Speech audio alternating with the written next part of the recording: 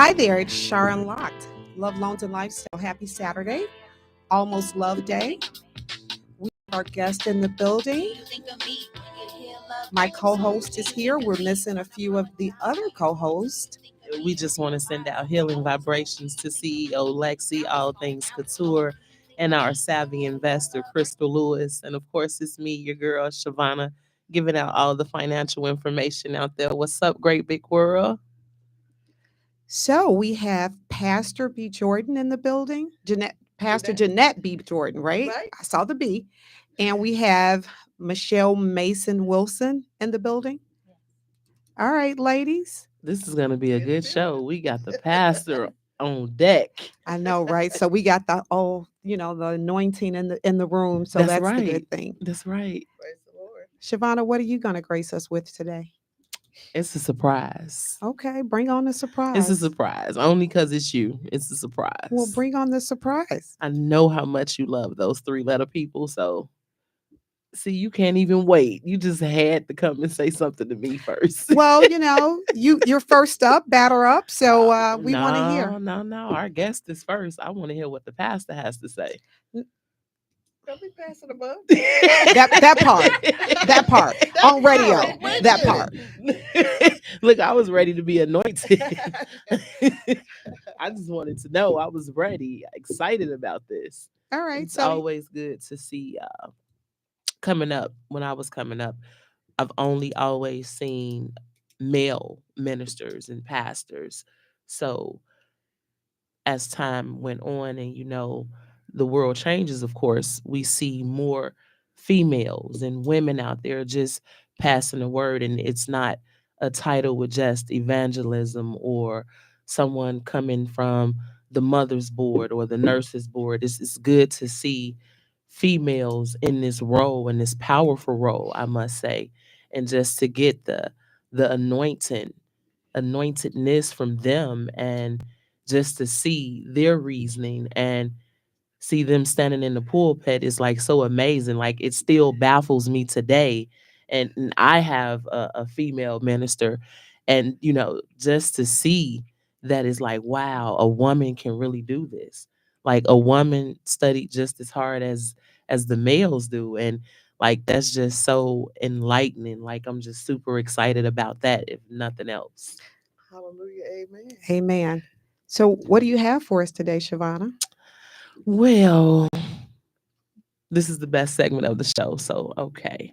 So, this has been a really, really challenging week for all of our people, because this is tax time, right? And not only is it a headache for some and most difficult for others, I think it starts from the beginning. And no matter how redundant I repeat myself, it starts with us. Like, this week, the questions that I have been faced with have me sitting in my seat and just shaking my head as to why we don't know how to fill out our W-4 forms and turn them into our employers.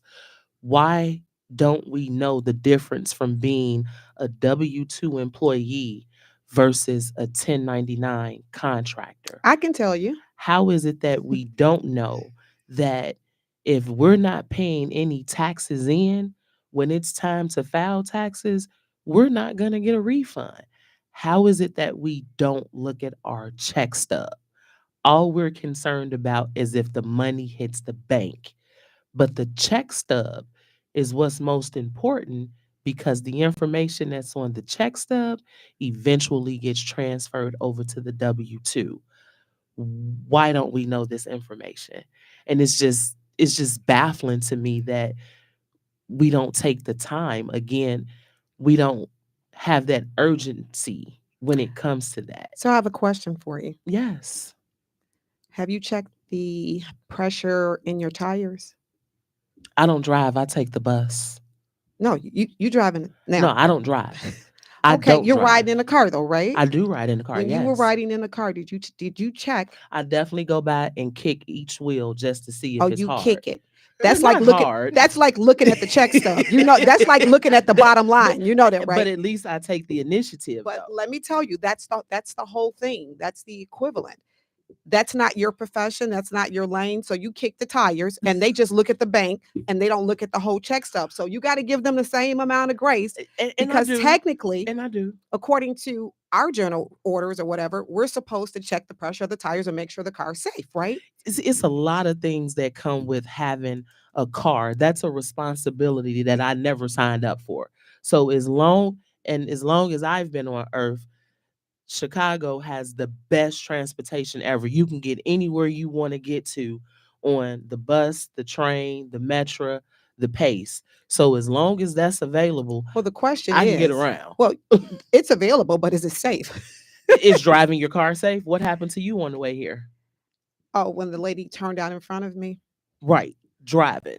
So is that safe? No. So Shavonna, you got male energy here. You're trying to deflect. I'm not. Let's go back to kicking those tires and not checking your tire pressure, but you're holding people accountable I do for hold not people looking accountable. at the whole I do. check stub, not dissecting the check stub. It's the same thing. I'm not saying, but be aware. Be aware. That's all So I'm kicking saying. the tires was awareness. Yeah, because if it I was got low, you, girlie. if it was low and I go to the tire shop and they say, well, what brings you here? Look, I kicked the tire and it don't feel as hard as that one. So Oh, what happens? my God. And when I really, really need some help, I'm gonna call my brother and be like, look, what do I supposed to do? So that's how they feel about you. You do know that, right? But I said I call. But Ask me how many people call when they need to call. But they call you when they're in trouble, when they're back against the wall. And that's when it becomes an urgency. And you want me to fix everything instantaneously when I don't have the opportunity because you neglected to pick up the phone and call. Shavonna, you hard on them. I'm not. You are definitely hard You think on them. I'm hard on them. If I was so hard on them, why do they still come back? Oh, because they need you. No. And being hard isn't bad.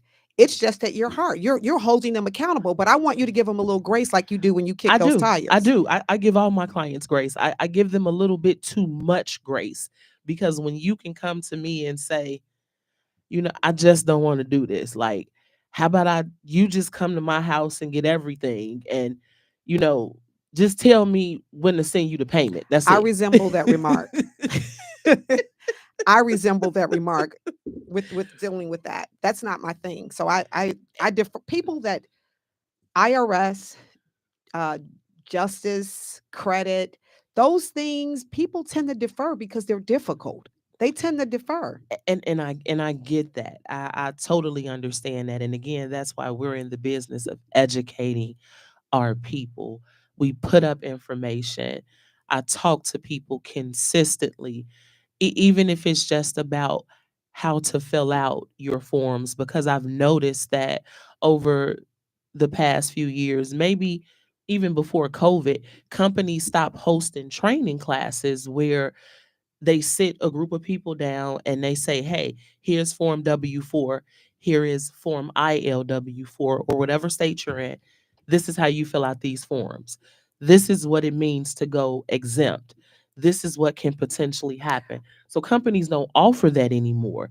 And sadly, it's not even in the school systems anymore. So I don't recall it ever being in the school system. I don't recall when I was in school, they taught us that. I've ever had.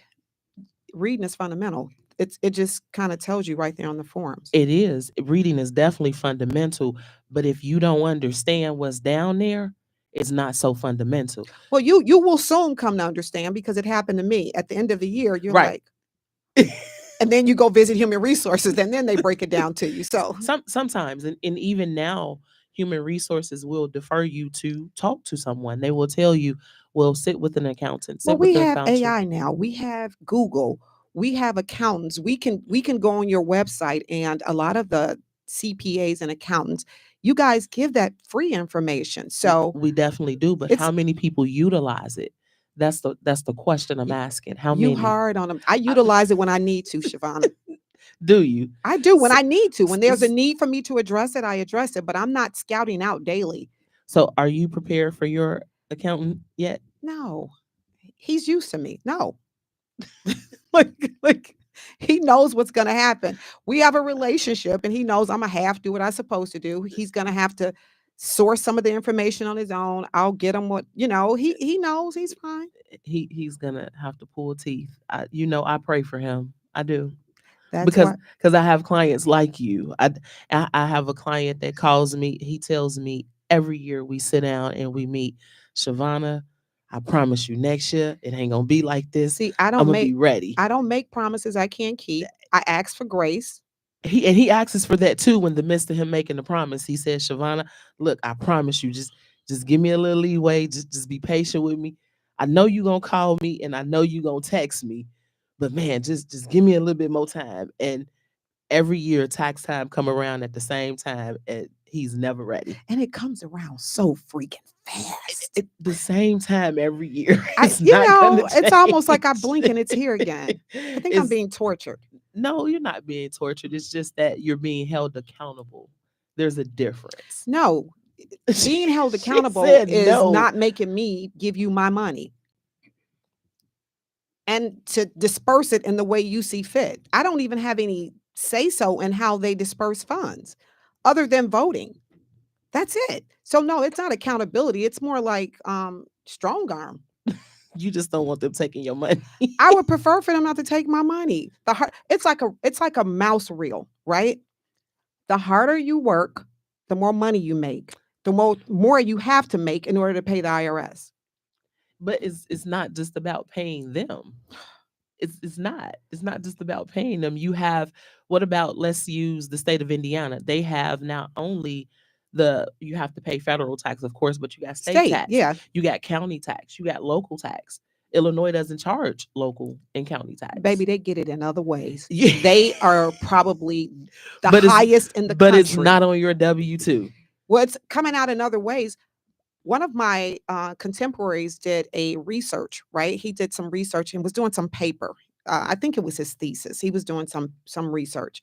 And it came out that we pay an additional 41% in taxes. So we're really not even making what we think we're making, because it comes out in other ways. You're going to pay taxes on the gas bill, on the light bill, the cable, the valet. So when you break all that stuff down, you're giving them an additional 40 up to 41% more. Yes. Depending on your habits. And a lot of people don't understand that. And it doesn't become important to them until we sit and talk like we're talking now. Like, how many conversations can you actually sit and say you've sat and had at the table amongst friends and family and just talking about taxes? Or, girl, we want to talk about happy stuff. We don't want to talk about taxes. When we come together, tell them, Michelle, when we come together, we talk about happy stuff. We don't talk about no taxes. And it can be happy. It doesn't always have to be sad. It's just how you look at things. It's how you perceive it. So, like, when I sit down and I talk about taxes, a lot of people in the room initially don't know I'm in the field that I'm in. I just sit back and I listen. And what troubles my heart is when a person says, I didn't get no refund. Why I didn't get no refund? Well, okay. And they'll say, don't you understand what I'm talking about?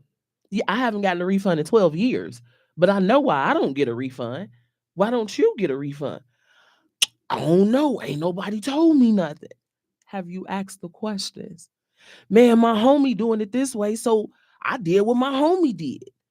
Every tax situation is different. You can't do what your cousin, your best friend, the next door neighbor did, because that situation is not going to fit you. You have to go with what fits your situation. I'm going to just go back to selling drugs then. No, that's not the answer. Well, I think the drug market is pretty burnt up right now. I don't think it was what it was back in the day. But seriously, like, these conversations and some people. What's that client's name again? No. These conversations is like, it just hurts my heart, because I know that I'm so passionate about what I do. I'm so passionate about delivering information, giving information. I want people to call in. I even tell people, I don't care if you ask me, what does a social security card look like? I'm going to tell you, because I want you to know. If you bring a document to me and you say, look, it says signature right there, but I don't really know if I'm supposed to sign there, ask me, because I'd rather for you to know than not know. If they're asking those questions I at don't a care how wage small it earning is. age, we got problems. So bigger Listen, problems than that. and it very well may be bigger problems, but if I can grab it right here and I can catch it, that's one person that I've helped. And you know what? That one person is going to go tell somebody else and it's going to get around. So what's been your most difficult time during this tax season? I know it just started. We're like, what, No, not even a month in. tax season never ends for me because No, I do taxes year round. So uh, it never ends. So I know you do taxes year round, but the kickoff with everybody, like, and the frenzy because they want refunds. They and definitely want it's- refunds. Yeah, and it sucks. Especially the Americans that's getting that earned income credit. And this is where that reading comes in that you talked about. They come in and they drop their documents off and they say, hey, I know this going to come in 7 to 14 days. Not if you're getting earned income credit. Why? You're not going to see that check until March 5th or later in the month. But why? I need my money now. And I get it. We don't want to wait. So what's the difference with the earned income? Is it deferred? Why is it deferred? That's just one of the rules. But what's the process? So the process is you're supposed to wait. What they're doing is that so many people, I know you've heard the saying, one apple spoils it for the whole barrel, right? So over the past years, even when COVID came out, so many people were using not only other people's children to get that money, but not only are you selling kids and you're selling the social, you're red flagging yourself. So what the IRS is doing, they're taking and doing their due diligence an extra step and saying, hey, if this is your child and you're filing for that earned income credit, we're going to check and make sure that you are doing what you're supposed to do as that parent. We're going to make sure that this money is coming to you and not anyone else. Yes, we're still in the beginning of it. This is what, February 7th. And you'd be surprised how many calls I've gotten. Well, I got a letter from the IRS. I can't claim my child and they're my child. Well, they can claim them. They just have to source. They have to be the documents. If you've sold your child and you've been red flagged, you cannot claim your child for 7 years. You cannot. Sold them. What do you mean by sold them? So you have a child and I come to you and I say, Shar, we're friends. Let me claim your child on my tax return to get that earned income credit. So I'm going to get extra money. So you done sold your kid to me because I'm going to give you $500 or $750. So for me, with the legal aspect of things, me always being the digger, the investigator, how would the IRS know that I sold my kid? Because that child is sitting on my tax return. And I filed tax returns and never filed this person. Okay, so let's play devil's advocate. And this happened to me. When I was a kid, I was reared for years by my grandmother. So my grandmother had every right, lawful authority to claim me until I went back to live with my mom. So how does that work? So they're going to say, that wasn't an issue. Like that. Now, those issues, that's when you have those documents. That's when you have documents? The proof and the paperwork. Like, so only thing it was she was my grandmother and I was living there. Right. So which means there were school records on you. Yeah, but my mother still was on the school records. I just happened to be, you remember my mom was a teenage mom. So my mother was still my mother on the paperwork. I just was physically living. But your grandmother went and took care of everything. No, my grandmother made my mother. She reared her to teach her how to be a mom. She just physically had me while my mother was in school and, so she physically had me, but my mother's name she filled out all the paperwork. My grandmother just oversaw what she did, but my mother's name was on those documents. And that's common in the African-American community. We're not going to go get power of attorneys or changed custody over to, you just pick the child up and they live with you. And that's where the stigma is in our community, because a lot of people don't want to take the time to go get the correct paperwork. But that paperwork, Shar, is so important. If you remember, was it week before last, we were talking about that when we were talking about our savvy investor and how it's hard for her dealing with her grandchildren and what she's going through. Yeah, but she's in the same position. So a lot of times, because someone needs help for a particular time, when they need help, it takes a village. It does take a village. But you have to do it the right way. there, so it's not a wrong way. If my sister-in-law calls me now and says my niece or my nephew needs to live with me, that's not a problem. I don't want to usurp her or take her rights away, because you don't do that to people when they're already going through. So I need to read more. And now you're going to have me reading more into it, because Good. you don't have to have a legal document to physically take care of a child. If you want to claim the child on a tax return, that's something entirely different. So that's just like if 2024, that's the tax year we're Mhm. filing. And I ask you, can I use your child because Mhm. I want extra money? And I filed this child on my tax return. I've never filed this child before, and I've been filing for 5+ years. Mhm. That's a red flag. So So then next year I file, I Mhm. don't follow him, but Mhm. your other best friend comes and he sits on Oh, your I other get best friend. So I those are get that red part. flags. I And get, that's what's so heavy in our African American community. And that's why the Internal Revenue Service is cracking down. well, there's ways to get around it, because when my kid was probably around 7, my oldest son, I got a letter from the IRS that says they disqualified my dependent. I couldn't claim him. Yes. So I had to get a letter from the doctor stating that I was his mom, provide health insurance or something Yes. like that. And it was just as simple as me writing a letter. When I called in, the more documentation with the IRS you submit, for whatever reason, the more they want. It's almost like a digging. I feel like they the police. It's like the more you submit, seriously, the more I they know. want. I called in and it was a lady in Texas, and she told me it was as simple as writing a letter, getting it notarized, saying that that was my kid. Right. That was it. Yeah, they disqualified him just, and I was thinking nobody else has ever filed him. He was like 7. Something had to trigger for Who that knows?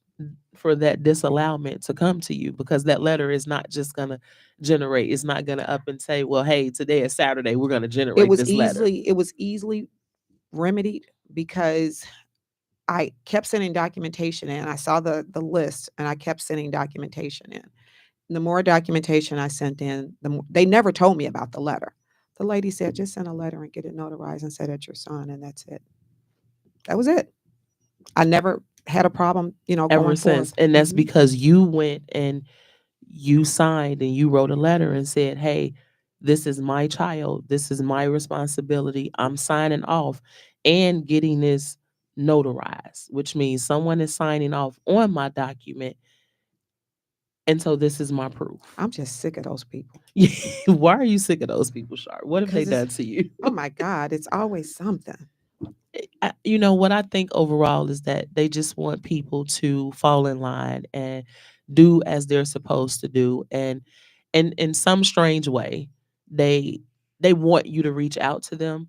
They don't want you to wait till the last minute. And that's what's happening again with our community. We don't take it So serious. let me tell you what's happening in our community. We have so many other problems and issues and things we struggle with that are uniquely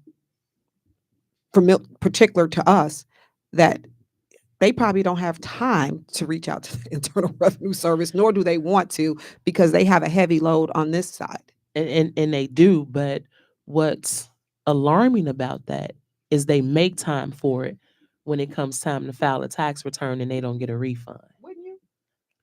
You know what? I'm gonna say no, because I don't depend on a refund. Well, I don't. I don't depend on it. Like I tell, and this is the conversation that I have with my clients. If there was never ever a refund given, what would you do? And if you want a refund that bad, why don't you start saving? Because And that's all it is. You're saving money. That's all they're doing. They're saving your money for you. right, that's what they're doing. They're helping you help your tax situation. So at the end of the year, you get this money back. And if you're so dependent upon that, and I get it, you work hard every day, 5, 6, 7 days a week. You want your money, you want your credits. I get it. But in the same token, if you don't agree with what's going on and the way that the changes are coming about, step in and do something about it yourself. How many people are actually saying, you know what? I'm going to start small. I'm going to say $5 this pay period. And Next pay period, if I got an extra five, I'm gonna save an extra five. But for now, I'm gonna save $5 because next year I don't know what's gonna happen. I don't know how my tax situation is gonna change because taxes change every year. So, Shavana, there's a very, very, very, very, very, very, very, I sound like our president now. There's a very, very, very small amount of people who think like you. Yes, you're right. It's like a dot, like you can't even see the dot on the map. That's how many people think like you. You can see it. No, You can see it. You just don't want to no. see it. It's a Mm-mm. difference. You can see it. You don't want to see it. So tell me about this earned income credit that you say everybody's obsessed with. Anytime people are getting additional credits for having a child. So I got 3 of them. Tell me how I can get it. Are your children over 17? Yes. So sorry. You don't get anything. But file your taxes anyway. Yeah, I'll get to it. That didn't sound so convincing. See, you're one of the ones I know your accountant is going to have to put you on an extension. And then come August, your accountant is going to have to knock on your door and be like, October is almost here. So I'm coming to you now to get your documents. I know that's how it goes for him. Her. Him. Yeah. Am I right? No, Tell me, enlighten he'll me. have to file another extension. There's no such thing as another extension. You get one extension Just bleeds for the into year. the next year, and then we'll take care of it. I mean, what do you want me to say? I don't qualify for earned income credit No, or you're- whatever that is. Now, are your children in college? Yes, all of them. Great. So that means you still file them on your tax return, which do. means that each one of your children get a form 1098T. That's up to a $2,500 credit per child. Oh, that may help me. Okay. Are they giving you that form? They don't have to give me that form. I'm that mother. I will call and get the form. Well, it comes to if they get it, it's going to come to the house, and I'll get it. Okay, yeah, it's some universities mail it in. You could also go on the student portal and get it. I can. I have access to all their stuff.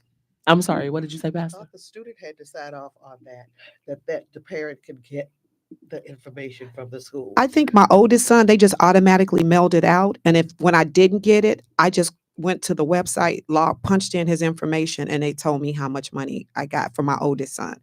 Now, my second son, I did it for him once.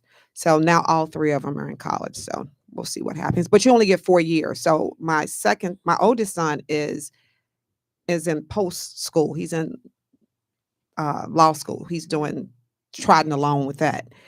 Not trotting. Literally trotting, crawling.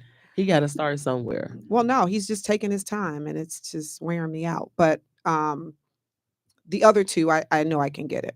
Yeah, so see that'll help you. That'll sit on your tax return. Okay. And so isn't that great? I learned something today. Hey, I remembered something today. See, and you were so mad. And for no reason that I'm telling you, the IRS is here to actually help you. They're not so bad. They're people like you and I, believe it or not. If you cut them, their blood is going to be red, just like yours. Listen, I fear no man, because whatever they got for me, God always have mercy for me. He always protects me. I got grace in that. I'm not worried about that. I just don't like to deal with them. It's not something I like to do. And you're right. And I could be honest and say, well, I don't know if it's too many people I don't like to deal with. Like, the car people, you don't like to drive cars or deal with cars. I don't like to drive cars, but I would listen to you. I would talk to you. We can have a conversation about it. I don't know if everything I'm saying is going to be correct about a car, but I could tell you about the CTA and PACE. I could tell you about Metra. See, I'm not going to talk about those people. Why? Because why do I see? Listen, the older I get, the less room I have for stuff that doesn't concern me. Well, transportation concerns me. It doesn't concern me. The older I get, I'm like, yeah, okay, that's not my business. I have a capacity. And I only want to hear about things that is applicable at that time. Well, transportation is always going to be a very, very, very important topic for me because I utilize transportation. Again, whether it's Metro, whether it's CTA, whether it's PACE, whether it's our ride share services, I use them. She's talking about this transportation, guys, and every time I see her, her mate is driving her around. So I don't know what she's talking about. Maybe A- that's why she has such a love for it, because she's really not using it like I am. Would you like for me to show you my that. bus card? I Well, just reloaded well, you it. work downtown, so that's not that doesn't count. Everybody who works downtown takes public transportation That's here. not true. Well, most people. And what about when I was working in the suburbs? I took public transportation. I wasn't driving. And sometimes it's relaxing, Oh my when God. it is, because when you're driving, you got to drive for you and everybody else on the road. My level of participating in that is very, very short. I don't want to drive for me and you. That's not my responsibility. I want to drive for me. So I don't get mad because you're going slow or you're not doing what you're supposed to be doing. I'm gonna get on the train and let them deal with it, and I can read me a good book. I've read a lot of books on the metro. You'd be surprised. Well, you're safer on the metro than most places, so I get that part. Yes, but we went off topic, but no. I just want all our people to understand, know what type of employee you are. If you are an employee, know that if a job is regulating your schedule, if you have to report to work 3, 5, 6 days a week, you're on a schedule, you are considered a W-2 employee, which means taxes are supposed to be withheld if you're filling out your form W-4. I hear there's changes coming with that federal tax, though. Yes. I hear that we will not be paying federal income tax. I'm kind of excited about that. A lot of people are very, very excited about that. They're very excited. I'm just waiting for all the information to hit the website so I can indulge myself in that and find that out, because I think I would really like to see where that's taking us. And I would really like to see how that would eventually help us in a sense. I Yeah, I'm sure would. there's pros and cons. Oh, most definitely. Yeah. Most definitely. I'm excited to see what they are. I'm definitely excited to see that. Oh, also know if you are a 1099 employee. That's so important. Know if you are public. I'm sorry. Know if you are a contractor. That is so important. So important. You can't say, well, I did work for someone and this company paid me, and now you're filing your taxes and you don't get a refund. Well, no taxes was taken out. You got all your money throughout the year. But if you're a contractor, you get the right stuff off. So that's the good part. You do get the right stuff off, but you also have what they call self-employment tax if you're not Hmm. taking a loss. And some people don't know about that. You also have people that are self-employed but also work. So it hits their tax return differently because they may have a self-employment tax. They may not, depending on if there's a loss, if they're on a schedule C or not, or that person that's self-employed as well, such as myself, I may file out on form 1120, which is a corporation, so it doesn't even touch my personal side, yet I'm still a W-2 employee. So it the income all combined will hit your tax return That's why we differently, file it differently. That's why you file business taxes and you and file. you file employment taxes. Yes. And but a lot of our Americans don't know that, Shar. Well, I found out the hard way. And you know what? Some of them are finding out the hard way now as well. And it's starting with these questions like, again, no withholdings. I was told to go exempt. I could pick up at the end of the year. No, exempt means you're getting all your money up front. You're not paying any Well, some taxes. people, I'm okay with exempt if you're educated, because that just means that you're not having the government save money for you. And that means when you file your taxes and you owe, you know why. Hmm. And a lot of people don't know that.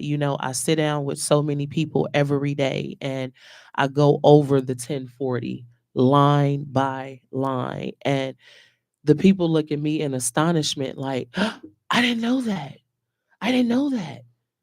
And and my question is, how long have you been filing Girl, don't taxes? nobody have the capacity for that stuff. I keep telling you. Only me and you, Shar. Is that what you're saying? No, only you, not me and you. Don't. It's not us. We not we. It's not. I'm not French. It's only you. I don't care to know that stuff. I think you care. I think you put on this front. I think you care. Oh, I okay. so You need think to you talk care. to Mike. Let's hear from our listeners. Let's see what our listeners think. Let's get some of their questions and feedbacks. Give us a question at 708-223-8953. As a matter of fact, let's ask our guests, how do you feel about taxes? What do you feel? How do you feel about this type of year starting out and all the buzz about W-2s and 1099s and filing taxes and credits, and what's your take on it? Are you talking to me? I don't Exactly. You see what I'm I saying? tell you, I've been through all that, did that, done that. I've had That part. corporations, I have a non-for-profit, I've done personal, but Lord knows I'm retired now. I'm on Social Security all alone. I ain't got to worry about that stuff, but it is important. I hear what you're saying.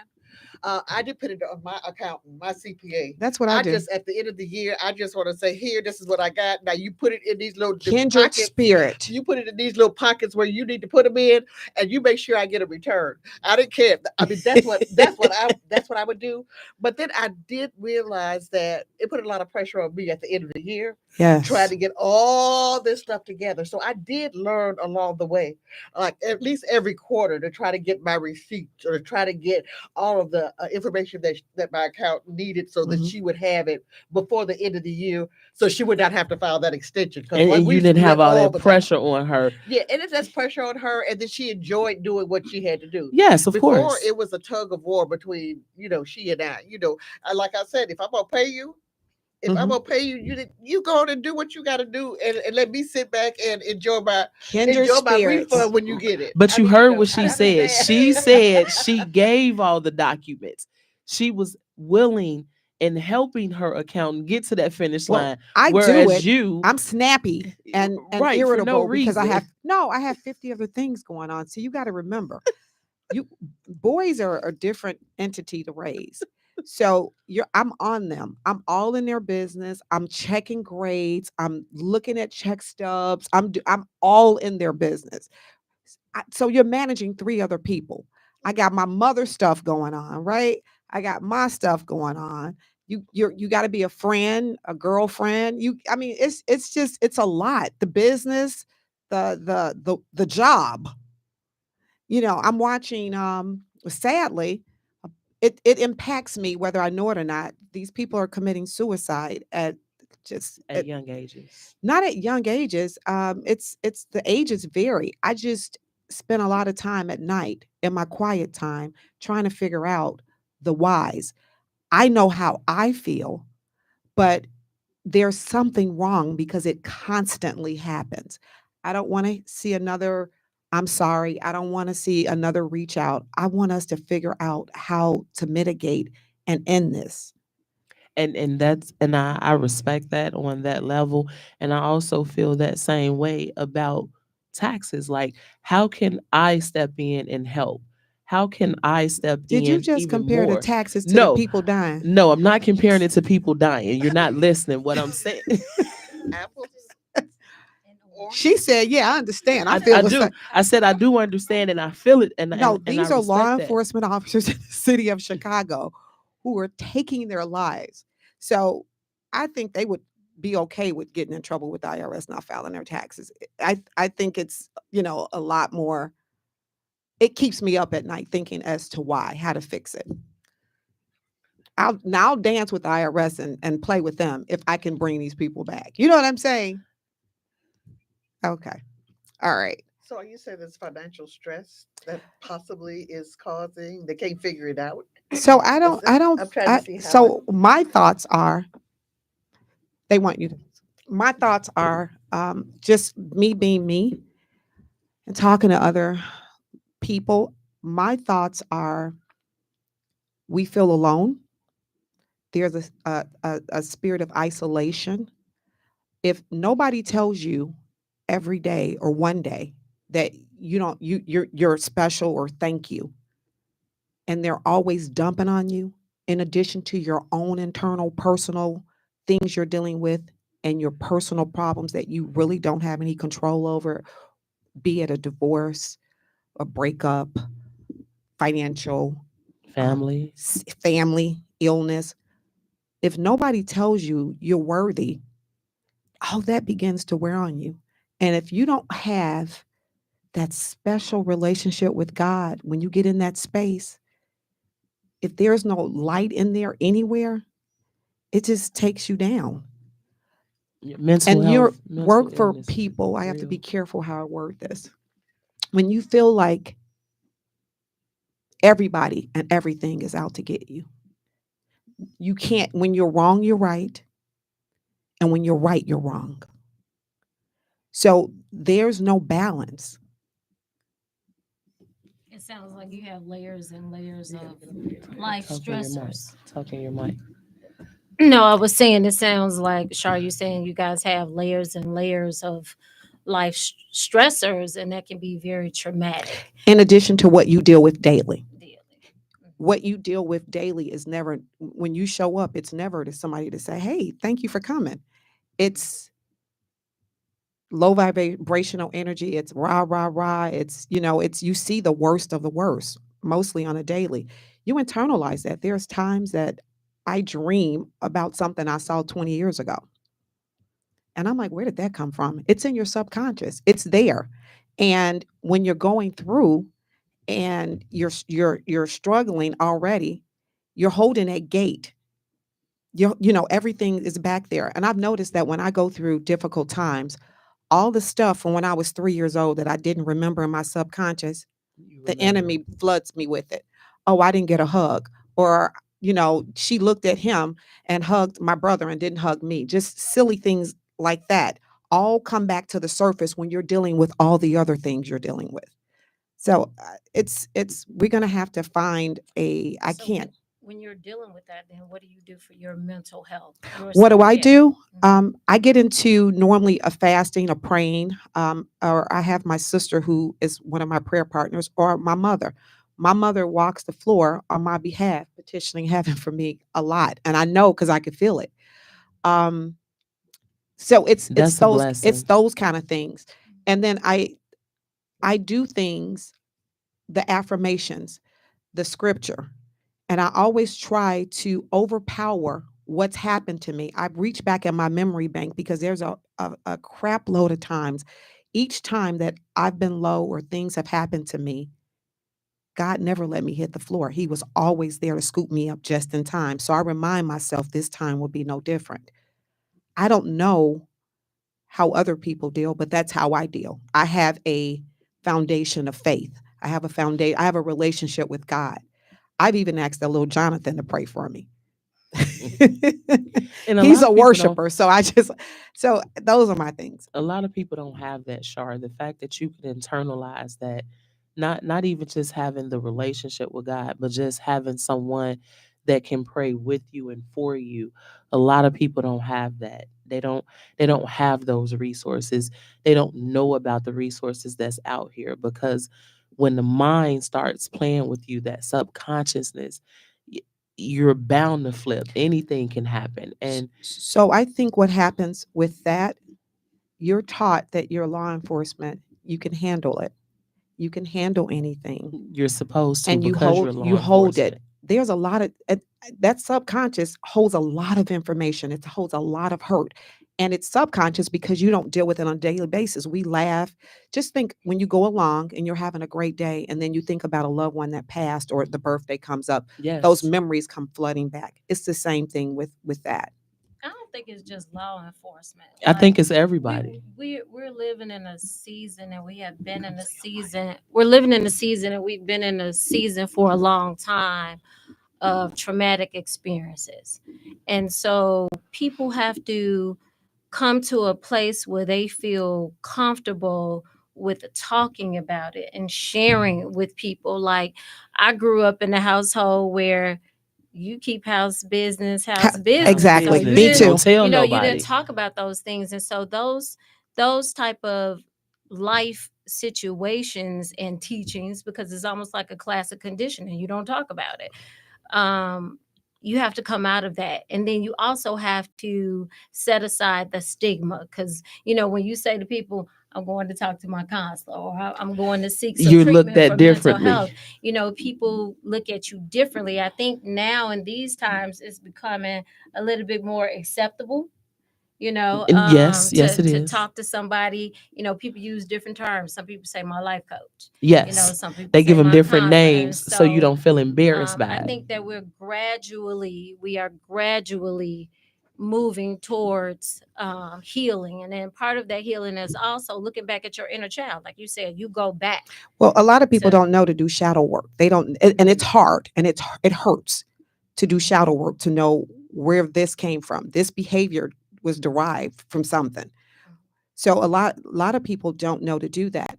But in our profession, it only hits the news when they do it in public. But for me, I'm recycling and dealing with death on a weekly basis. You guys we see it, we hear it, whether they're retired or whether they're active. It could be me. That's what happens in my mind. I've been low before, just not that low. You know, one of my classmates killed himself. And I talked to him Monday and he killed himself on a Wednesday. I never knew. He brought me soup. I never knew. So there's things that people deal with. You just never know. And it's troubling. I want to get to the bottom of it in law enforcement, because the numbers are staggering. We have the highest in the country with suicides. And it needs to be more resources available. We have EAP. We have that. You're able to go to counseling, but it has to be something different. I just don't have the answers. That's why I'm up at night thinking about it. We have that. We have those resources available. But we don't have a lot of resources available. The resources have been snatched from us, and then 2020 left those same people that needed those resources in isolation. Oh yeah. And so now they are trying to, deal with the 2020 pandemic, the lack of socialization, Mm-hmm. the inability to feel free enough to talk about your inner child. Yeah, but we have EAP. We have counselors available to talk to us, to meet with us. But parents also don't know how to navigate to get that. I mean, I was talking about law enforcement. Oh. So they put more counselors in to help us mitigate and navigate through hard times. And I thought when I went, because I always want to talk, as you guys know, right? When I went, he called me like on a Saturday to say, I'm just calling to check in. That meant something to me. He doesn't work on Saturdays. They work Monday through Friday, unless there's a crisis. There's always someone, but your personal therapist, your personal counselor called. People, I don't understand, because I had a breakup and it was traumatic. And I knew I was going to get divorced. I laid on the pastor's pulpit, and she was there like 8 hours with me while I was just boo-hooing. And she prayed and she told me, you're going to get up, you're going to be fine. And I got it all out, but she had the patience and the wherewithal to let me wallow in that for. And so those people that are wallowing in that now that you're talking about, they don't have what you have. Yeah. Right. People leave the church and a pastor won't ever call to see why that person's not showing up. You are so right about that, Pastor. And so they've been abandoned, and they feel like they've been abandoned. So where's God now? Right. You've been talking about God all the time, and you're the mouthpiece for Christ, and I ain't heard from you. And you ain't came to visit. So they're internalizing that, and they're feeling neglected and rejected, and there's no hope and no help. So I'm out of here. And it's unfortunate that it happens. I'm working with a young man right now who is just feeling low self-esteem. His parents broke up. He feels it's his fault. He's in a school where he feels that he's not accepted. He's not understanding. They call him an African, and he's not an African. He's a handsome, tall, dark-skinned African-American young man. And I had to tell him, don't feel that somebody call you an African, that's an insult. I mean, somebody has talked to him. That's not an insult. That you be proud of that. That's part of your heritage. Why are you looking at it so negatively? So that has him going into some kind of deep, dark space that somebody has to lift him up and says, I'm glad that I'm African. My ancestors way back then. I feel good about that, but he's not feeling that. Or if somebody call you African, there's a whole. My middle son is a very quiet, very humble, very meek child. I probably shouldn't say this on the radio. He He gonna came get home you. and he was crying because he used to fall asleep on a school bus. He came home and he's like, they were teasing me, and he's crying and he did not want to go back to school. I said, get the yearbook. You know who was teasing you? He said, yeah. I said, what's your yearbook? Because they took these little yearbooks with all their little accomplishments. It wasn't like a traditional yearbook. It was like a, like a paper type of book with the pictures. I said, go get it. He went and got it. I sat down. I said, show me who was teasing you on the bus. He was like, her and him. I said, she got a big forehead. So next time she tease you, what I need you to do is call her go ahead Sure. forehead. Sure. She has bucky teeth. Trust me, she's sensitive about that. Talk about her bucky Lord teeth. Jesus. He's a kid with a receding hairline. Let's talk about him. He told me he did that and he never had a problem again. That's what kind of mom I am. That wasn't the right thing. Because they That was not the right That thing to was- do. But that's That was not the That that was not the right I'm information. gonna add a 2.2. No. Listen. Now No. that's hurt people. Hurt people. No. Right. No. And And I'm talking trying to say them. is I was empowering this kid to Right. feel good about By himself, himself. and you go, Well, no. don't worry about what Well, I they told say. my You know who you are. I told my son, listen, we all have issues. Yeah, you fall asleep and drool a little bit. So we all have issues, right? Everybody does. But I know I was a kid. As a kid, I know they weren't going to stop teasing him. And he was extremely sensitive and he was shedding tears. He manned up after that. I told him it was going to work. He didn't have any more problems, so he didn't have to do that anymore. But they left him alone because they know how it served him Kids have up. a problem. Whatever happened to conflict resolution? Right. That was conflict You can't do resolution. that in this day and age now. You cannot do that in this day and age now with our generation. Why? Listen, No. No. I meet my kids where they are. He's extremely humble. He don't have any. He You met your baby where he Yeah, but was, this- but right. somebody on these streets might not meet him Where he's where at. he is. well, you don't Because call I nobody. got teased as a kid. Well, you tease them back. Oh, I'm the Mm. oldest. You tease them back. Whatever you got to say about me, I'm going to scan you and I'm going to say it back, even if I internalize it, even if I feel bad about you, because you're not going to stop as a kid unless I make you stop. I mean, those little bullies, I was bullied. I was real skinny. They used to call me olive oil. Yeah, I was bullied as a kid. No, I wasn't bullied. They just talked about me because They talked about me. They chased me home. They talked about my glasses. At the time, I used to wear. Oh, Payless was my shoe store. I was in love with Payless Pro Wings. Oh my God! Buy one get one half off. Do you know how many days I got chased home from school? And my mom, she worked so hard to give us the best. Whatever my mom didn't do. Rest in peace, my grandmother. She was there. Aunt Tootie, Aunt Johnny. so We how did had the best. so and, how and did I they still got picked on. you ain't had the best if you was at Payless. You had the best Payless. I did because I love Payless. And do you know when they closed as an adult, I cried because I love Payless. Shavana, I do. I'm not ashamed of it. how did your mother mitigate or get them to cease bullying you? It just never happened, right? They just got tired. No. It didn't happen. No. The first time she went to the school and she talked to them, she was very ladylike and professional. And so, I was excited because I was going back to school and I wasn't going to get picked on again.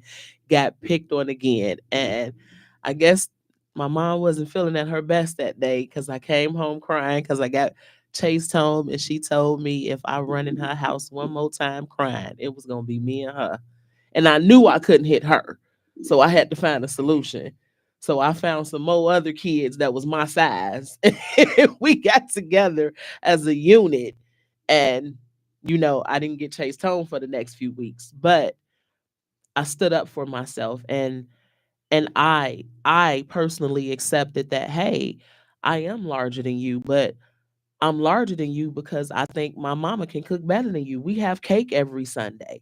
We have desserts. I don't eat school food. I was the only kid in school going to school with breakfast. My grandmother would bring our lunch to school. We back in those days, I was eating greens and ham hocks and fried chicken and lima beans and okra and cornbread. Like we didn't have what the school That's why had. you got picked on. That's not my fault. They mama didn't go shopping. My mama did. No, honey. That My mom and grandmama cooked. We that- had neck bones. that's why we they had picked it on you. all. I understand now. So I was big because I ate good. Apparently, I'm still eating good. So you know it. But being bullied is, I don't like it. It's not fair. I don't think that anyone should be bullied because of their color, their size. There's no reason to bully anybody. Right. There's no reason. There's no reason. But some people who are bullied can handle it, Some can. and then some can't. Because I wish And you so might. we have to work on the ones That can't. that can't. And And sometimes try to get them to bully back. Some they can't, no, so because that's just not who who they they are. are. But we can try to instill in them and make the low self-esteem rise Step up, to the top. and get them to feel good about who they are, and start to teach them about themselves and their heritage and where they come from and how they're so great, and get them to believe in themselves so that they can deal with that person. I can remember my daughter, a little girl, somebody called her chocolate, and because she was called chocolate, she came home crying. Well, don't you like chocolate? What color is the person that call you chocolate? She white, but they call her vanilla. It's okay. We can blend it all together. We'll have a Oh, good Lord. scoop of No, ice cream. Now she done resorted to They that. they on the Listen, same That's page. okay. Y'all see this, I'm gonna listeners? calm down. But Right, that's not a listeners, bad y'all thing, see No, this? that's because I'm saying true. that ice cream is good. Her vanilla is good, and your chocolate is good. Let's put it together and have Neapolitan. Let's find us a little strawberry. I was raised in the house with my cousin, who's like she's like a month and a half older than I am, and she was light and I was dark. So when you would call, our names are similar, very very similar. So when they would call for us, my grandmother would say, "You want the white one or the dark one? The white one or the black one?" And I told my mother that because I was kind of offended. She was like, "Well, your grandmother don't mean no harm. She just don't remember. The names are very similar. We had nicknames. Now, if you call and ask for our nicknames, then she was, they were separate. It was dead on. She knew. But my mother, I remember her. I was young, probably like 4 or 5. I remember her making me kiss myself in the mirror and tell me how pretty I was. And she would pick me up and she would kiss the mirror and kiss me and tell me how pretty I was and tell me your color is flawless.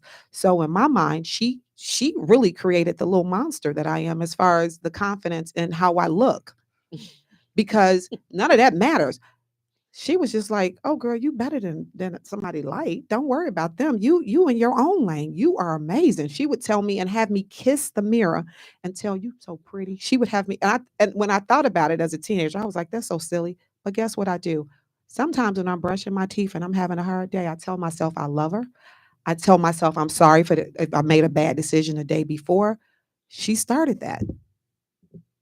And you had that, and that's good. Like, and some days I sit and I tell people that I come across, especially working in the public, you just never know what a person is dealing with. And sometimes a smile, a friendly conversation.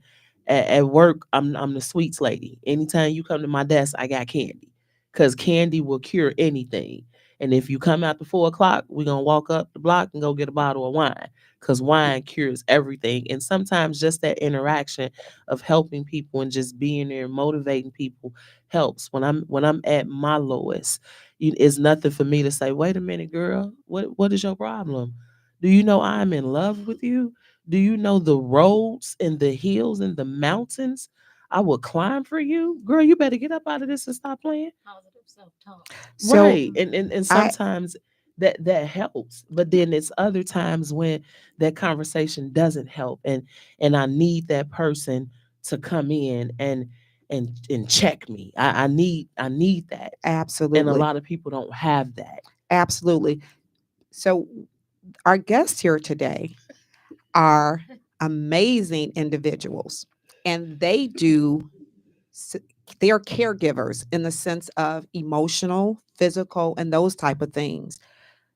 So we're going to let them tell us what they do and the area in which they do it, right? I'm excited. I was excited when I sat down. Right. So we have Michelle Mason here, and she's the founder of Ending Disease Consulting LLC, with over 20 years of long-term care sector training, education, and advocacy. Founded the business in 2017, Pastor Jordan and Michelle met and with Dignified Academy, the founder of Dementia Dignified Academy, and they partnered due to the mission. Due to the mission, I can't talk today. They partnered due to their commonalities and the mission to provide quality education to care partners and healthcare professionals, so that they can provide quality care, compassion, empathy, and dignity to Alzheimer's disease. And Alzheimer's disease is the sixth largest leading cause of death in the United States. African Americans are twice as likely, wow, to be diagnosed with the disease than white Americans. There is currently no cure for the disease by the year of 2024. So I went to one of their events, the boxing event. I don't remember the fight against Alzheimer's. It was absolutely amazing.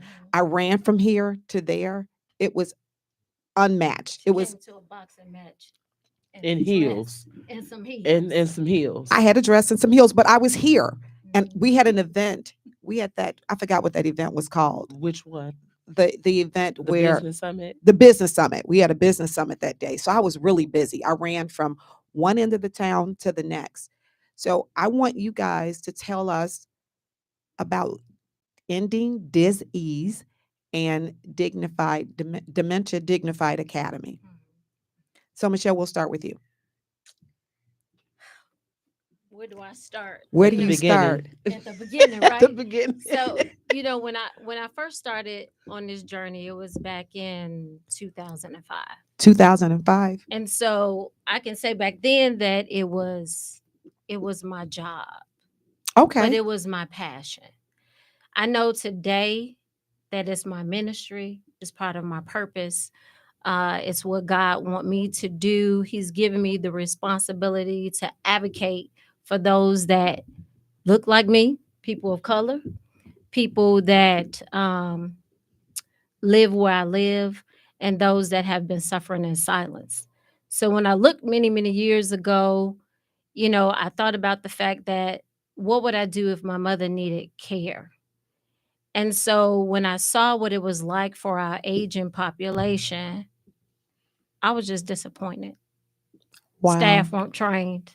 They didn't know how to care for your loved ones. Everybody talks about quality care, person-centered care. But when you really look at that and you really get into those facilities, it's not that. It's almost like they're just cattling people. They're pushing them in rooms. Care providers are either not trained or undertrained. So they don't really know how to care for our loved ones. They don't have the skills, the tools, and the resources that they need. So who suffers? So what do we look for in training? Because I would know. I would go and as long as they look like they're doing well, if we had to put our loved ones in one of those facilities. I'm not trained, so I would know what to look for. So you mean for training for the care partner, or are you talking about training for the healthcare professionals? I would say a little of both. I would say the healthcare professional first. So for the healthcare professionals first, Pastor Jordan could tell you a little bit more with that because she had a recent experience. But I know for me, because I was fortunate enough to be a trainer at a premier retirement community that I was at, I ensured that my staff had hands-on training that taught empathy. You can't understand what a person is going through or how to treat them unless you see what it feels like to be in their shoes. And for care partners or caregivers, some people call them, it's very unique. It's individualized to them, because even though you may share a similar journey with somebody, it's going to look very different for you. So Pastor Jordan and I make sure that we tailor trainings, we educate to meet whatever that specific and unique need is. So, like Pastor Jordan, you're tell them about Dr. Jordan, your experience that you had in the long-term care facilities. I get excited when I tell my story because I was the care partner for my husband, Dr. Robert Jordan, who was attacked by what I term BOAD, BOAD, beast of a disease, back probably in 2012. But I stayed in the closet until 2016, not wanting to let anybody know that I saw some cognitive changes in my husband's ability to remember that he had called me 100,000 times a day.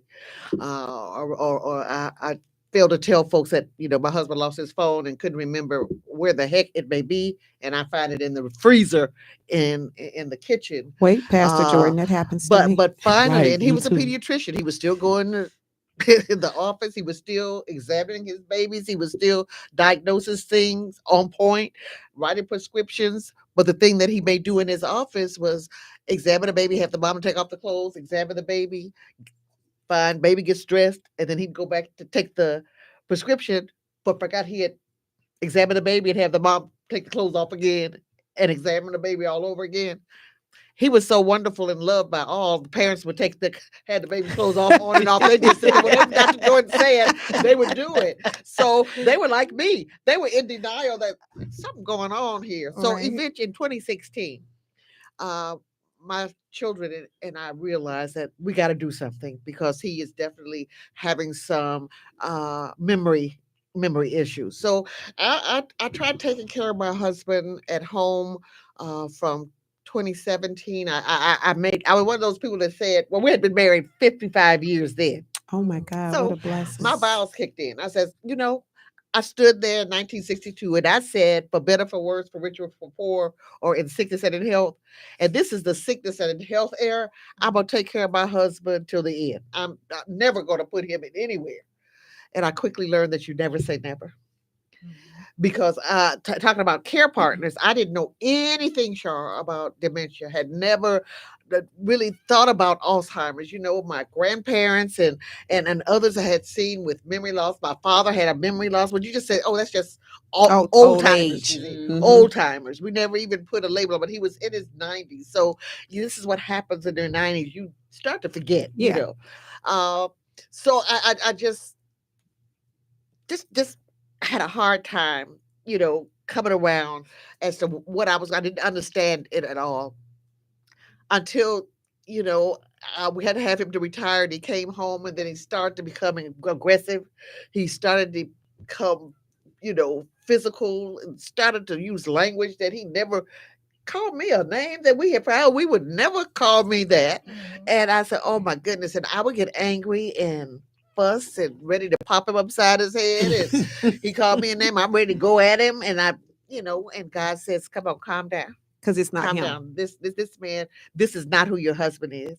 He is having a problem. He has a disease.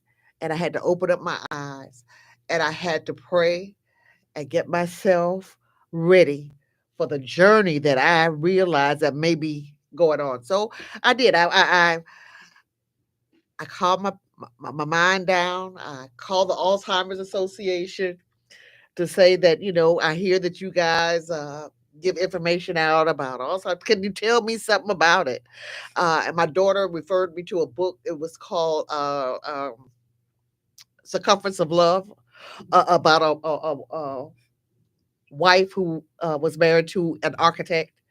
And he had it in the journey that they went on. So I got some tips. I'm seeing the same kind of stuff with my husband. And so eventually he became aggressive. He started to talk suicidal. It was just a lot. I had my younger daughter moved in to try to help me care for him since I was never going to place him anywhere. So she came to help. But eventually when he started talking suicidal and started to get real aggressive, I had to give myself permission, is what I always say, give myself permission to change my mind. I can't take care of him 24/7 and be the best care partner that I could be. Right. I cannot stay up all night when he's up all night because he's gotten Sundown. confused the day and the nights. I can't stay up 24/7. I need help. I need care.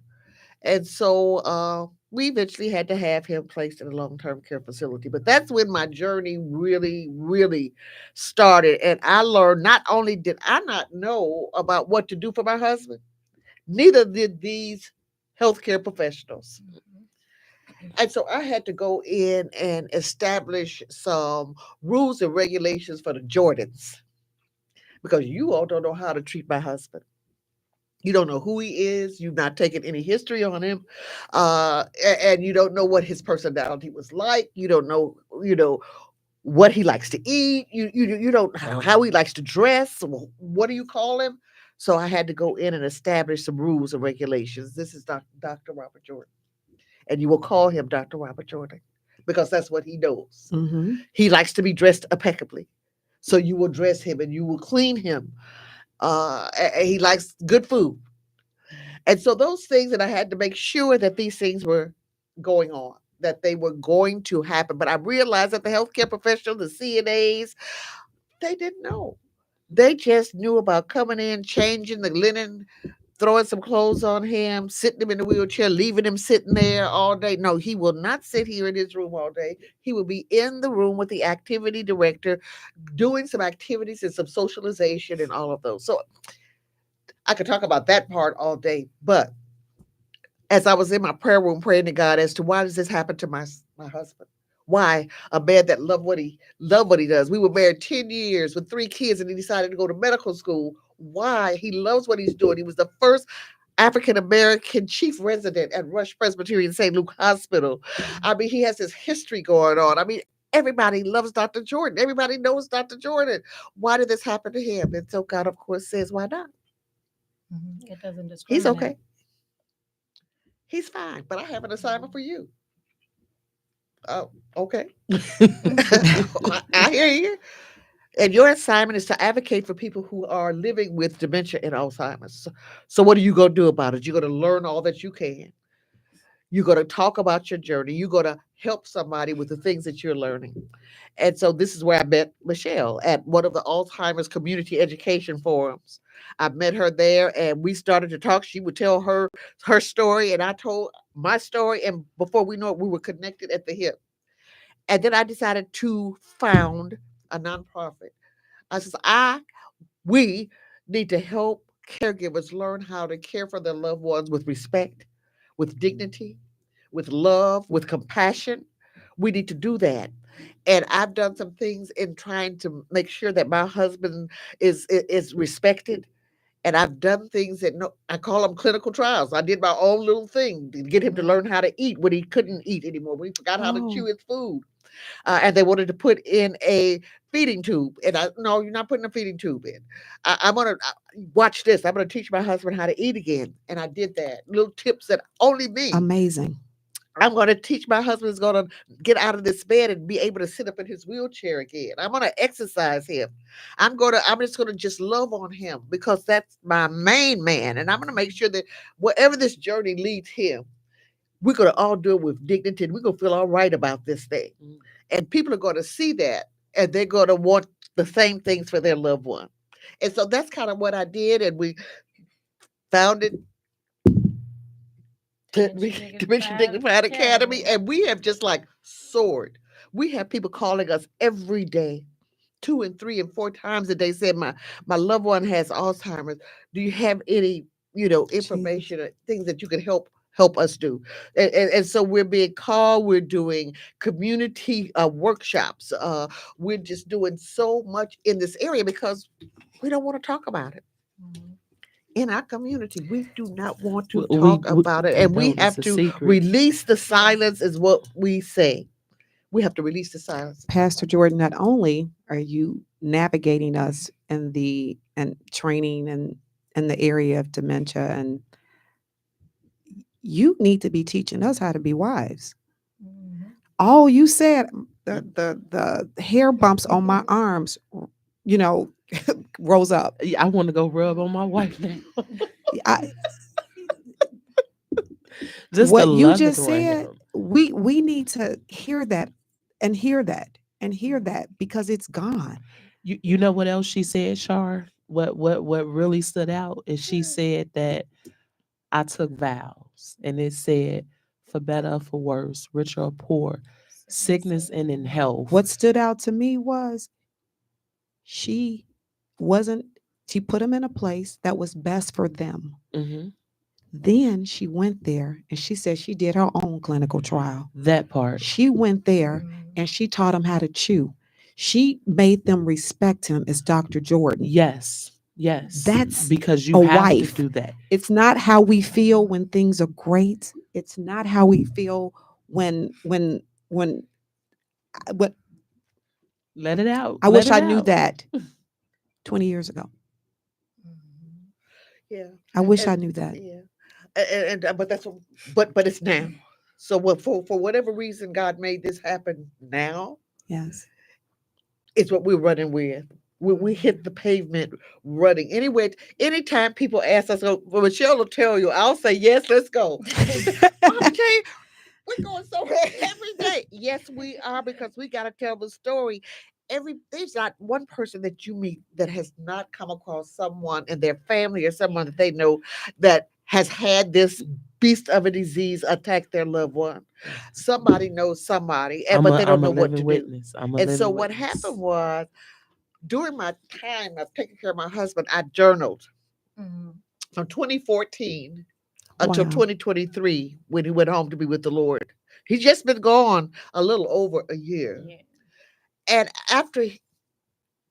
during the time I had been writing the book, I decided I was going to write a book. And so that's this Journey of Compassion. This is the book. That's my Where do husband we and get I. this? I want Journey this. of Compassion.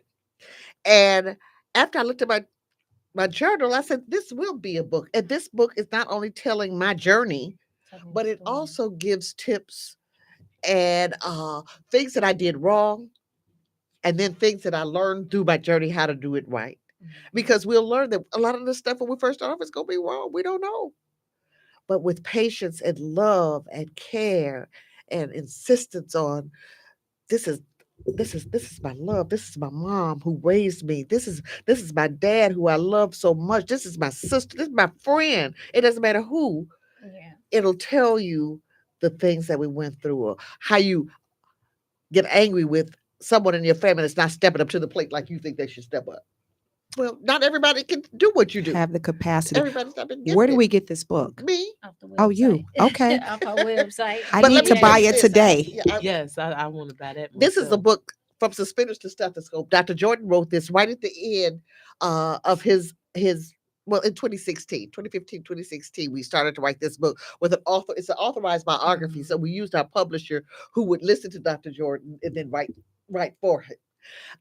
But this tells before Alzheimer's. So you get to Wow. know our family before Alzheimer's, Alzheimer's. and then you can pick up here. Tell The them. one thing about this book was, so I was finished with the book, right, Michelle? I was Mhm. finished with She had the to go book back. and was getting ready to send it to the publisher when on August the 11th, Dr. Jordan took his last breath. Jesus. Mhm. I wasn't finished with the book. Mhm. God says, you are finished with the book. Now you got to talk about going through the grief and the final days. And so I had to go back and put in memorandum of in the back of the book.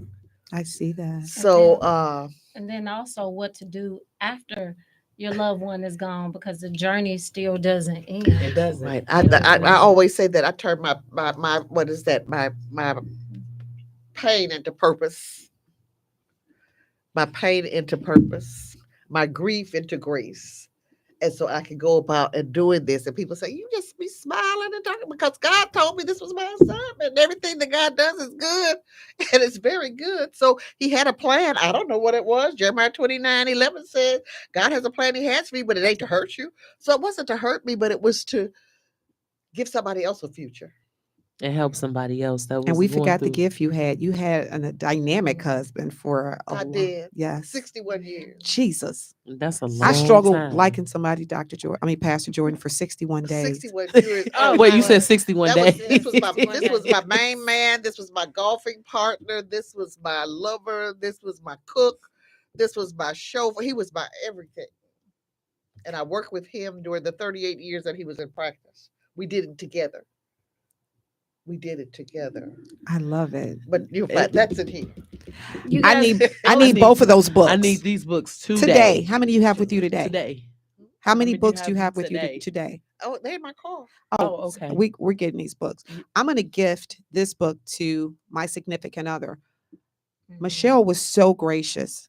She learned that his mom was having cognitive issues, and eventually she was diagnosed with dementia.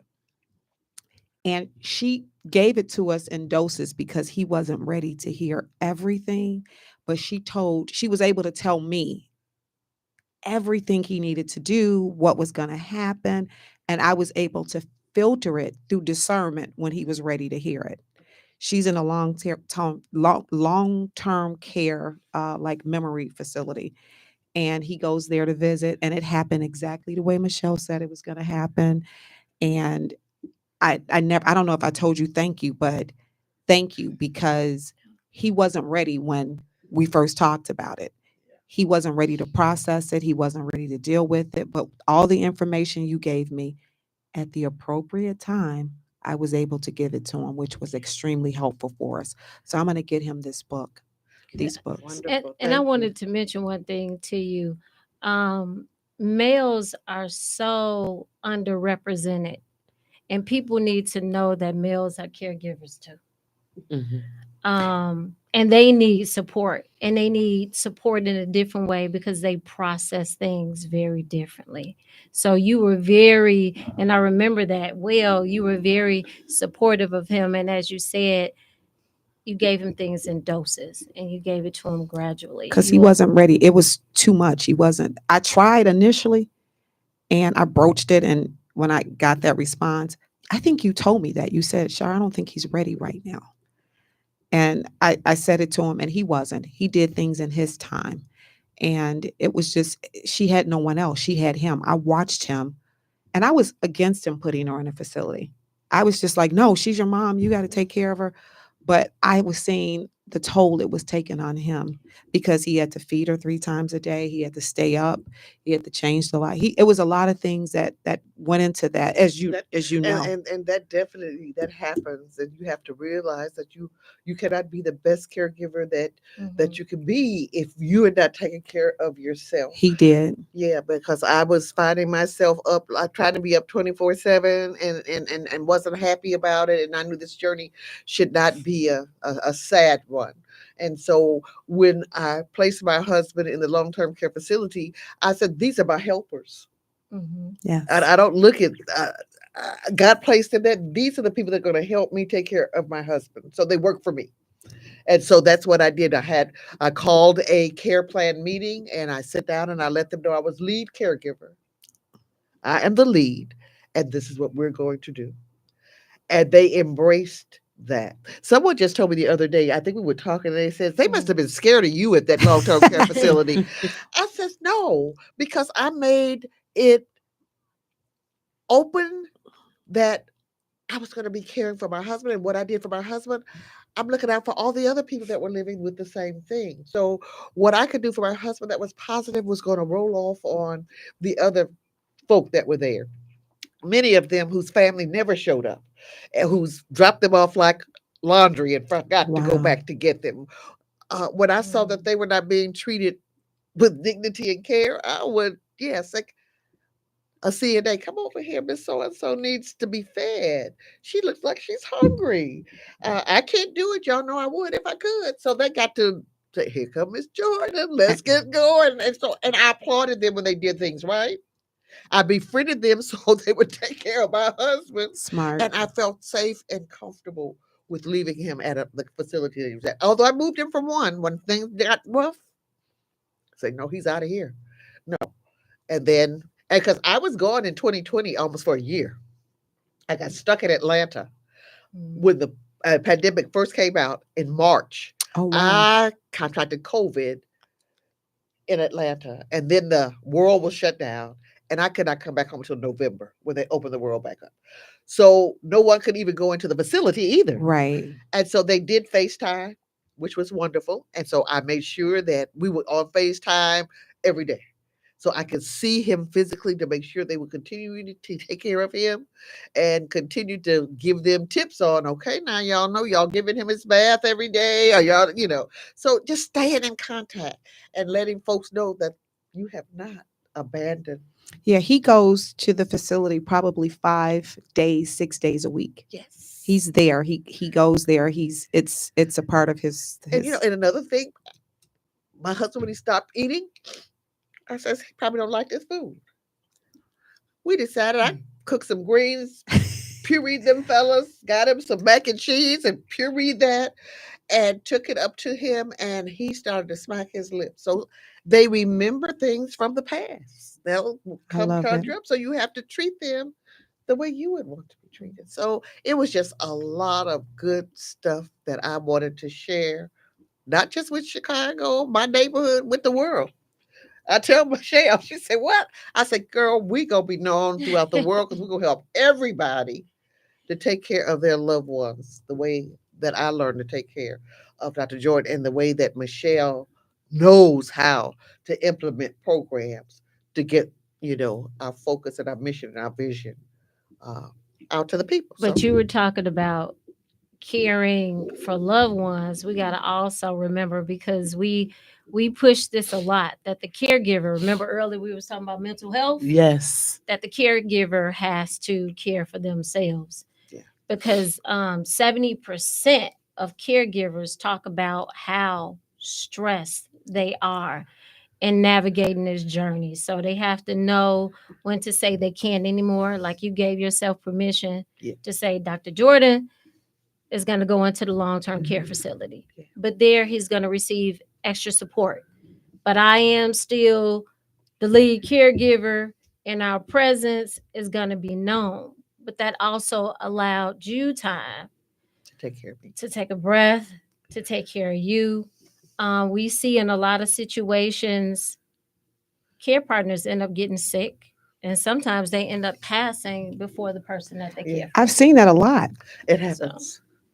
And that's the reason that we encourage caregivers to take time at least, once a week to do something for you. Mm-hmm. I know once a month I go, when Dr. Jordan was on this side of heaven, I definitely went for my mani and my pedi. I would go for me a massage, or my daughter would take me to the lake just to sit out and, enjoy the water and all of the wonderful things that God has for us to enjoy. And that really regenerated my energy, my mindset, reset my mind to go back and continue to care for him the way that God had intended for me to. So the journey, is my heart broken? Yeah. But you got memories and you got the moments. Remember, we tell people to live in the moment. Yes. Expect not to expect, because every day can be different, right? Absolutely. But you find those moments where you can connect, because everybody has to have that human connection and that love. And so you found that a lot with Dr. Jordan. Yeah. Even in the funniest moments. Tell us about some of those moments. I know them all. You shoot with me all the time. It's like, I can tell you that. But what was one of the funniest moments like you had with Dr. Jordan that you shared with him? One of the funniest moments? Yeah, funny moment you had. Which one? There was so many funny when moments. Wink. When he learned how to wink. Said, come here, baby. She like, I don't know if I want to share he that. Didn't forget that was his woman. woman, baby. He might not have remembered my name. Right. He might not have even remembered that I was his wife, but he remembered that I was his safe person. I was his love. I was his lover. And I would still be, going in and I would sit at a table and wink at him. And then he look back and wink back at me. So I knew that connection was still there. And so I took advantage of the connection and in the moment. In the moment. Yeah. So it was just a lot of fun stuff. You go through some trials and some tribulations. Yeah. We had some hard time taking his car keys when it was time for him to stop driving. I remember that happened with my significant other's mom. Yeah. And because she seemed lucid when I was around, I used to think that he was grossly exaggerating. I did. I used to be like, she's not that bad. I was like, you're just not used to being a caregiver and you're a man, so you don't understand. It wasn't until we went out of town and she had a room next to us and we were in Mexico and she was functioning, fine. You can tell there were some things she forgot, but I learned too that they mask it a lot. It had been going on. They mask it. And we were out at dinner and she said to me, we had a long conversation, like a 20-minute conversation where she gave me some advice as a woman, as a daughter-in-law. About 30 minutes later, we're at dinner and she says, I love you, right? But what'd you do? I know you stole my earrings. I was like, and he said, give me another. He told the waiter, give me another drink. I told her it was going to happen. Yeah, that absolutely is correct. It was one time we went on vacation before Dr. Jordan. We were still kind of functioning. We went on a vacation to visit my daughter in California and her husband. And when we were packing to leave, Dr. Jordan was putting stuff in his, I have so many stories. Dr. Jordan was putting stuff in his suitcase. And then my son-in-law came. He says, oh, Dad, that's my shirt. And my husband said, no, that's not. That's my shirt. But then everybody knew he's going through this. So he said, okay, you can have that. And then Dr. Jordan took a belt. He said, Dr. Jordan, that's my belt. No, that's not. That's my belt. So we went home with his clothes and my son-in-law's clothes. And he just never, ever said that these are not mine. And so we had to just agree with that. I said, when I get home, I'll mail them back to you. He says, that's okay. He can have those. We went to my grandson's graduation. He was graduating from the University of Texas. We went there, we're getting ready for the graduation. And I asked my husband to go to our hotel room and to dress for the graduation. And I had bought him a white linen suit. And I mean, he was going to be really sharp. And I was talking to some friends in the lobby and I told my husband, I said, honey, go upstairs and you start getting ready for the graduation. And I'll be there to meet you in 5 minutes because we got to hurry up and go. And I go up to the room. He has folded up that linen suit and put it in the suitcase. He was going home. I was hysterical because the graduation was about to come. My son, who stayed in the same hotel, I had to call him. He ran over. We had to iron out that linen suit and then tell Dr. Jordan, well, we got to go to the graduation. It's going to be okay. And it went okay. But just the thought, you go through some stuff and you see what this Boaz is doing to the brain. He forgot why he was there. I'm claiming that there would be in the near future, I'm claiming it, I'm praying on it, that there would be some kind of cure or prevention. And that's what we're working with. Michelle and I working with clinical trial facilities. We just met with someone who has 4 clinical trial studies going on right now, some invasive, some non-invasive, because we as people of color, we don't want to participate in the clinical trials because of the Tuskegee.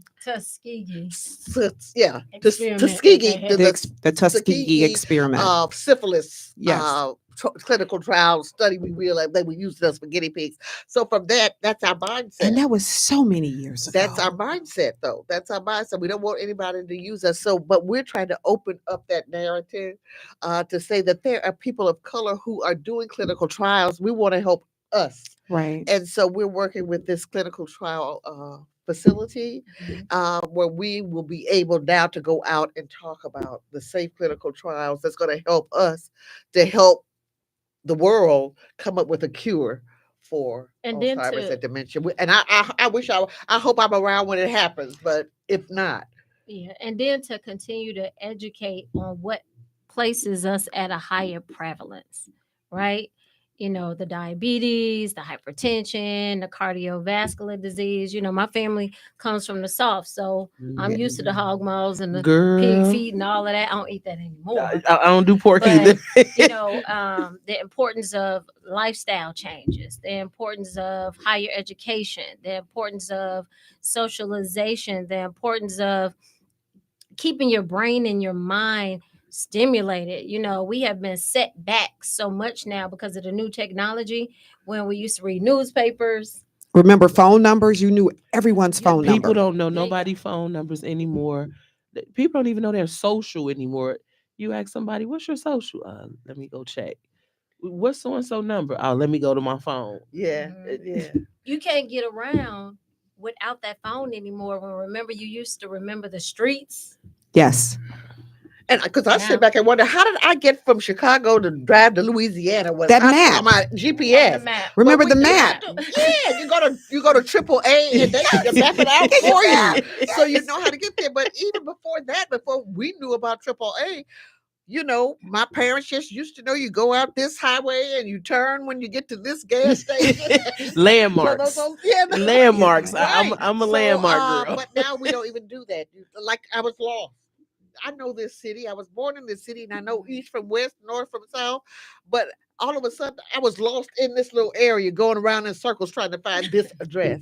So we come dependent on Technology. technology that Technology. We're we afraid to let it go. lose the ability to allow our brains to fire the electrical currents to where they're supposed to go. And so, like Michelle was saying, with nutrition and all of that stuff, we get this amyloid plaque buildup on our brains that's blocking the electrical currents to be able to connect to keep our memory, our cognitive Wow. memory going. So And That's scary because we don't know. It's just God's grace.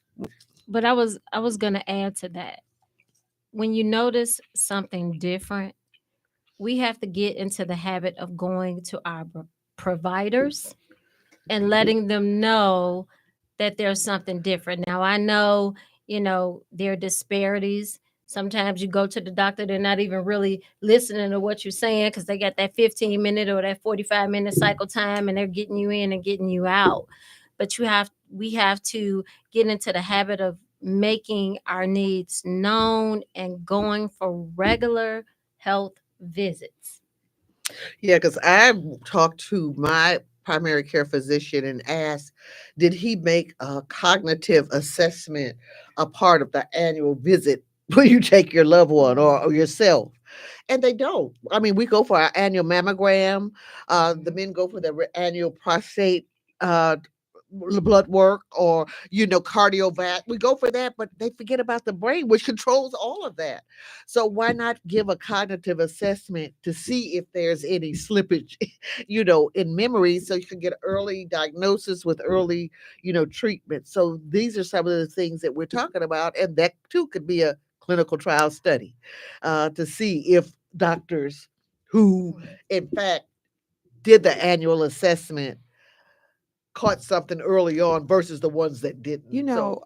I had an issue medically, and it's pretty serious. And my primary care physician did not want to make the referral. I went to the hospital and they Yes. made a diagnosis based off of they did some imaging, and they said, well, this is an issue. This is what needs to be addressed. You need to see this person and this person. So they gave me a specialist and at any rate, I can't see them because they were outside of my network, because I was having a medical emergency on the way to work, and I noticed like something's wrong. This is a little different. Like my head was hurting so bad that I've never in my life. So I give him the paperwork, and he was like, "Yeah, I don't think you need to see him." I was like, "What do you mean you think I don't need to see him?" I said, "Listen here, little man." I did, because how dare you? Little man. You may not care about my health, but I do. And you don't get to say what you think. He was like, yeah, but it doesn't definitively say. That's why I have to go see these people. The specialist. That's why. And little do he know, there's something that just has to be, that I decided to just watch. I opted out of the surgery was too invasive. But had I not, I emailed him too, a whole dissertation about why I wanted to see, and I did it on purpose. I put it in documentation. You're giving me a difficult time about a referral. It's not your job. Your job is to make a referral. I didn't get it. Like when I got to that man, I said, "Listen here, little man.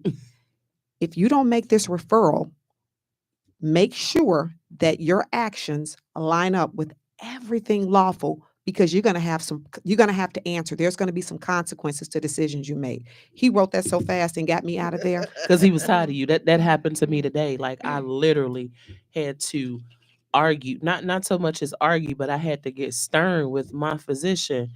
And no, you're gonna give me this referral. Either you give it to me, or me and you're gonna go together. So Yeah, yeah, and So I had to get it. pivot. let me what ask this what question. what motive? I got some questions for you Oh, guys, just a few. okay. So so before we have to get out of here, Okay. Pastor Jordan, well, we know what motive. She answered most of the questions I had. I was Right. going to say, Yeah. what motivated you to the establishment of Dignified Academy?